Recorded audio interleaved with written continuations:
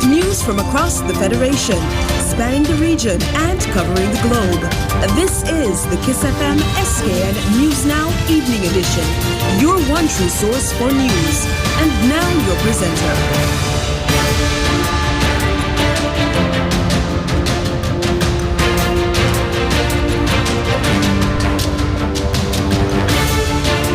Good evening. Today is Monday, 20th February 2018. I am your presenter, Kenny James, and this is the SKN News Now Evening Edition. In the headlines tonight, nationally, Labour Party holds town hall to unmask Harris government. Internationally, U.S. protesters rally outside the White House for gun control. And in sports, Vin Lana, U.S. athletics president, put on leave amid investigation. We have the details of these stories, the weather and Carib update all ahead in the SKN News Now Evening Edition.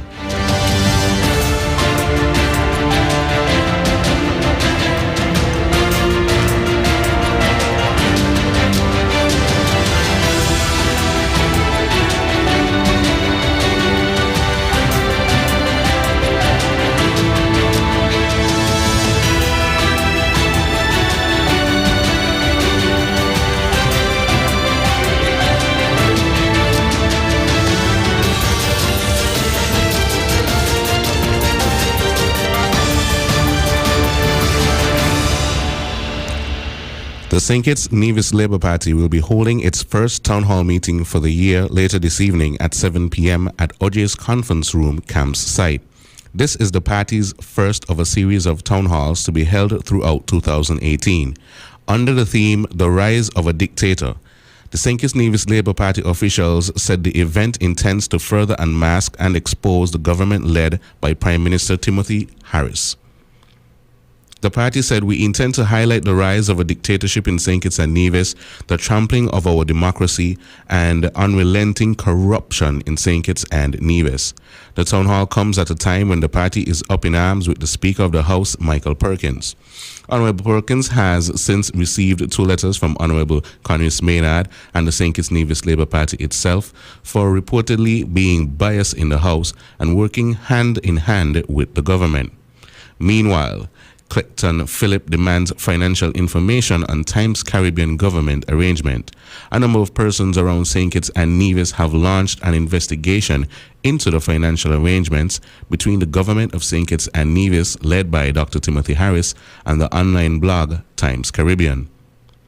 Leading the investigation is Clecton Phillip, former press secretary to Prime Minister Harris.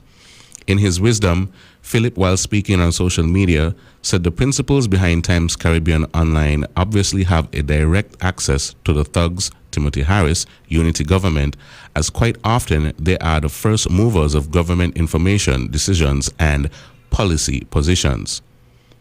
Philip highlighted that the blog often disseminates their information way ahead of the sitting press secretary to the Prime Minister and the Government Information Service, SKNIS. Clecton pointed out that he has long held the view that under these circumstances, the voters and taxpayers ought to know what the details of the arrangement between Times Caribbean Online and its principals and the government, specifically Prime Minister Timothy Harris. It is also important, Philip expressed, for the industry's tradition of transparency, accountability, and credibility that the people know who are the publishing, managing, the editor, journalists, and writers propping up the government propaganda machine. Let's see whether the ghost publicists get the green light to come out of the shadows, as they should, Philip said, and went on to add that the people of St. Kitts and Nevis deserve to know the reputation and credibility of the person or persons who have direct access to sensitive government information. The Keon High School's 3rd and 4th form students responded to the Prime Minister Dr. Timothy Harris' charge for the year 2018 Volunteer Day by planting fruit trees at the entrance of the school and in the school's garden. The students who make up the school's environmental club partnered with the UNESCO St. Mary's Biosphere Reserve program, the Caribbean Sustainable Development Awareness Organization, the Ministry of Community Development and Social Affairs, and the National Volunteers Day Committee to execute the initiative. A total of 8 fruit trees were planted as a result. Mr. Winston Ibro Caesar, MAB committee member and local farmer who resides in Keon, lent guidance to the students, and demonstrated how to plant and maintain the trees. Teacher at the school and coordinator of the Environmental Science Club, Miss Joy L. Clark, said the exercise was an excellent tool to install the spirit of volunteerism in the students, all while giving them the practical experience of promoting sustainable development goals 2 and 13, which are no hunger and climate action, respectively. She said the students are getting the opportunity to apply the knowledge taught in the Environment Club sessions. Additionally, beyond today, they will care for the plants weekly. The exercise is also a part of an ongoing education for sustainable development program to encourage youth participation in the growth and development of the St. Mary's Biosphere Reserve. Alistair Isaac, an inmate at Her Majesty's Prison in Bastille, suffered injury when, after receiving the full impact of a scattershot bullet fired by a prison officer. The incident occurred sometime earlier this month, according to multiple sources. A member of the prison enforcement response team opened fire on Isaac, striking him in the leg. Isaac was subsequently rushed to the emergency department at the Joseph N. France General Hospital, where he received treatment. His leg was placed in a cast and discharged. The circumstances surrounding the matter are not clear, but according to sources, Isaac was taken away to solitary confinement by a prison officer when the incident occurred. Isaac has a long prison record and served sentences for several offenses, including possession of cannabis, larceny, possession of a firearm and ammunition, robbery, and escaping lawful custody while under guard at the JNF General Hospital. With 21 convictions and regarded as a career criminal, Isaac is serving a 12-year sentence for wounding and attacking a woman. A 38-year sentence follows that for attacking and raping a woman at knife point and assaulting her husband.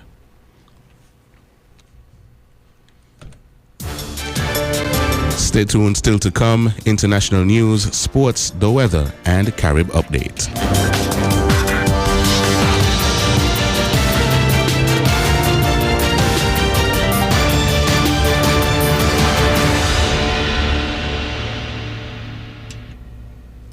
Dozens of young people and their families have taken their demands for stricter gun control laws to the White House less than a week after a school shooting killed 17 people in the U.S. state of Florida. About 50 protesters held signs that read, "Enough is enough," and "Change gun laws or change Congress" at a protest in Washington, D.C. on Monday. The rally comes amid a growing movement calling on U.S. President Donald Trump and other lawmakers to strengthen U.S. gun laws in the wake of one of the deadliest school shootings in the country's history.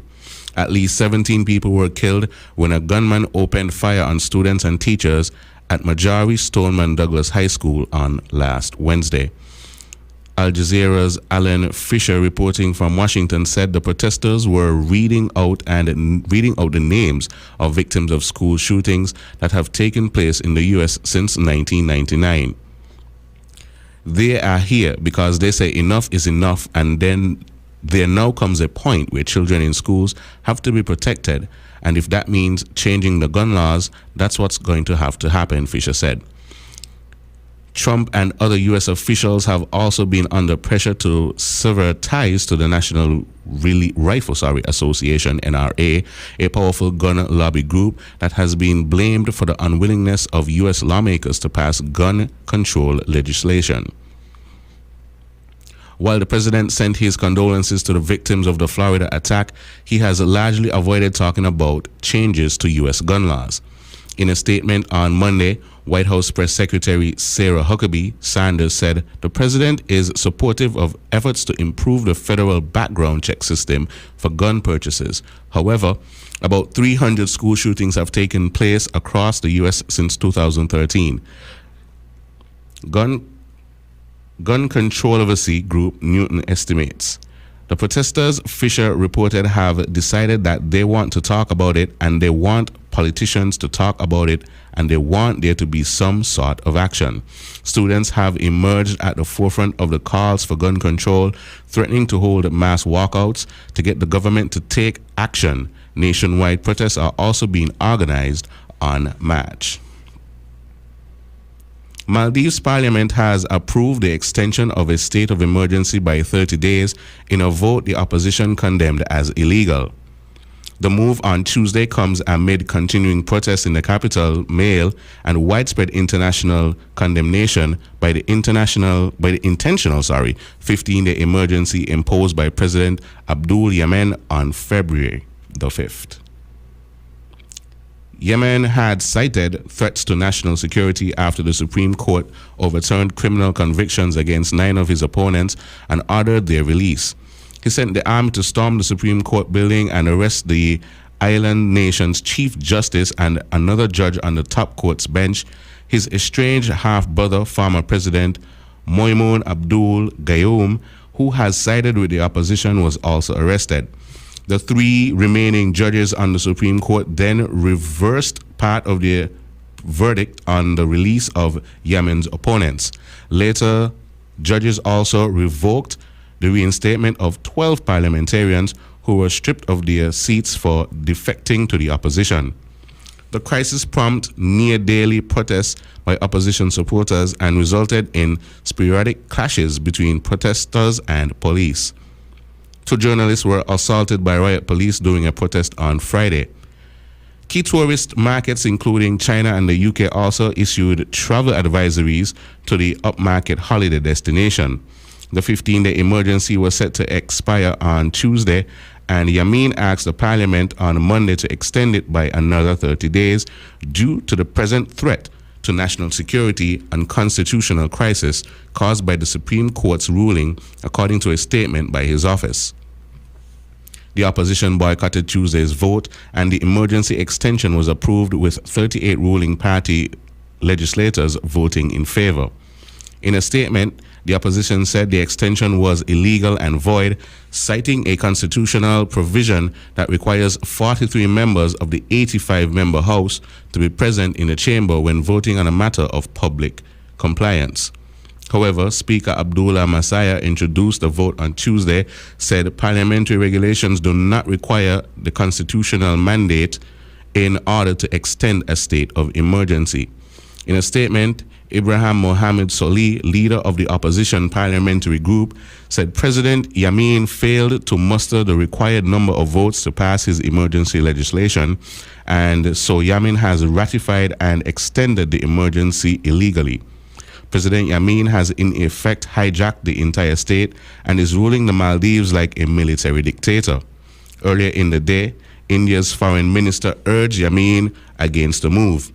It is our expectation that the government of Maldives will not be seeking extension of the state of emergency so that the political process in the Maldives can resume with immediate effect, it said in a statement.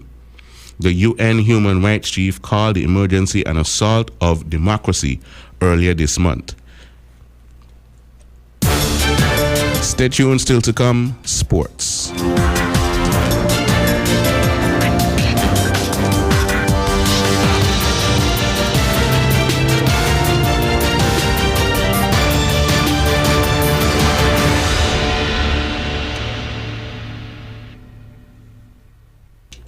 The United States Athletic Federation has put its president on temporary administrative leave amid an investigation into bids for international athletic events. The Department of Justice investigation includes the decision to stage the 2021 World Championships in Eugene, Oregon. Athletics governing body, the IAAF, bypassed the usual formal bidding process to award it the event in 2015. Vin Lana led Eugene's 2021 bid in his role as president of Tracktown USA. The USA Track and Field Board voted to put Lana, 65, on leave until the investigation, which was revealed by the BBC in June, is resolved. The USAF has no reason to believe that Tracktown and or Lana have been doing anything wrong and understand that they have been told that they are not a target of the investigation, said board chair Steve Miller. He added that the organization had placed Lana on leave to avoid any conflict or appearance of conflict of interest in relation to the investigation. Lannan said he is surprised and taken aback by the decision. I have been committed to track and field and the members of this federation for over 40 years, and I am dedicated to continuing my service to the sport, he said. I do not agree that this action was necessary. A youth staff statement said it had encouraged Lannan, who was elected its president in 2016, to continue cooperating truthfully with the Dove investigation. The BBC learned last year that the Criminal Division of America's Internal Revenue Service and the Federal Bureau of Investigation, which is under the jurisdiction of the DOJ, were investigating the decision to award Eugene the 2021 World Championships. In January, the New York Times reported as exploring possible racketeering, money laundering, and fraud charges related to the Eugene bid. The decision to award the 2019 World Championships to Doha, Qatar, and executives who consulted on several other bids for the elite competition.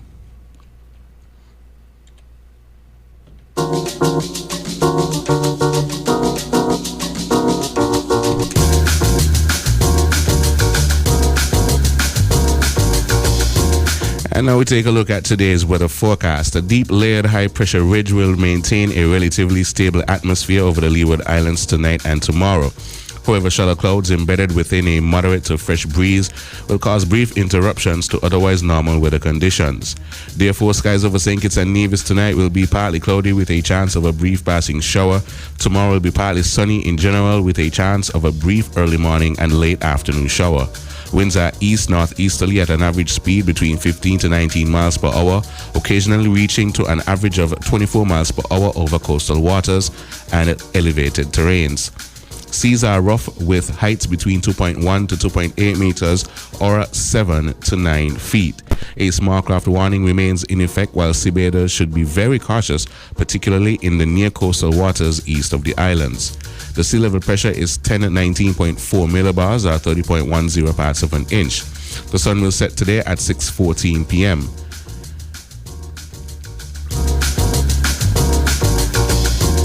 And that ends tonight's edition of the SKN News Now. Now for a recap of our top stories. Nationally, Labour Party holds town hall to unmask Harris government. Internationally, U.S. protesters rally outside the White House for gun control. And in sports, Vinolana, U.S. athletics president, put on leave amid investigation. I've been your presenter, Kenny James. Stay tuned. Carib Update is up next.